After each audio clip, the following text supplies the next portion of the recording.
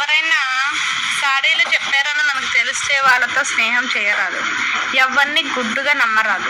ఎవరినైనా మనం గుడ్డిగా నమ్మినప్పుడు వాళ్ళే మనల్ని సిద్ధిస్తూ ఉంటారు. మన వెనకాల గోతులు తీసే వాళ్ళు చాలా మంది ఉంటారు. ఆచి చూసి వేయడం నేర్చుకోవాలి.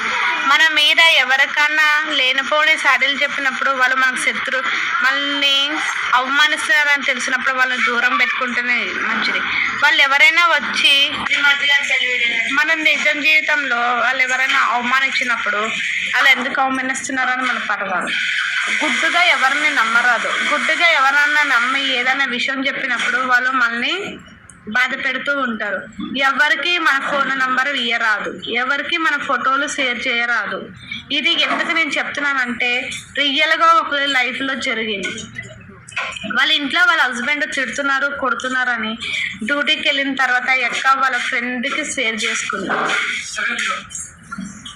అలా ఆ అక్క వాళ్ళ ఫ్రెండ్కి షేర్ చేసుకుంది.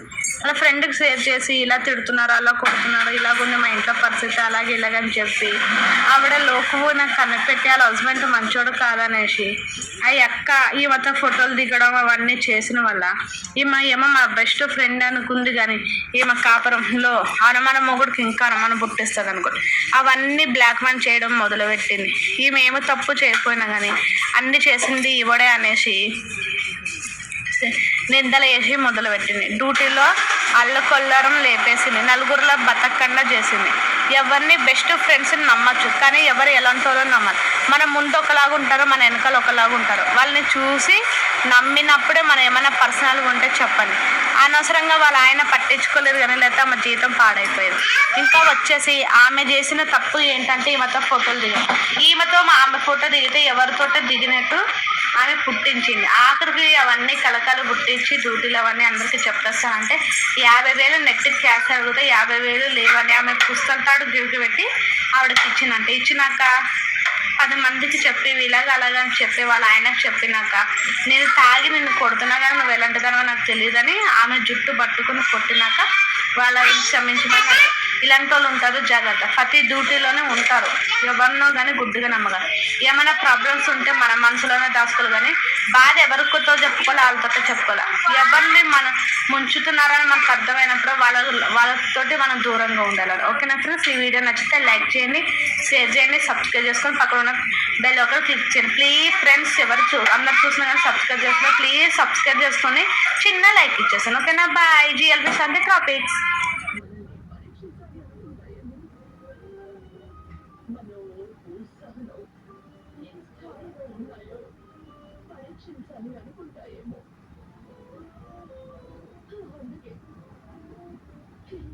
నిర్ణయించుకోలేని సందర్భాన్ని సృష్టిస్తాయి.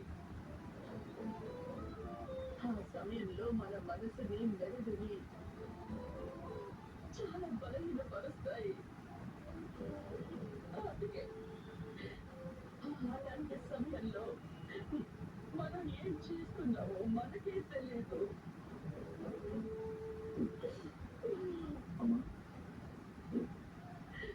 ఎలాంటి పరిస్థితులు వచ్చినా దీంతో మాత్రం బలహీనపరుసు. ఎందుకంటే చర్చలను అందరికీ బాలదర్శనం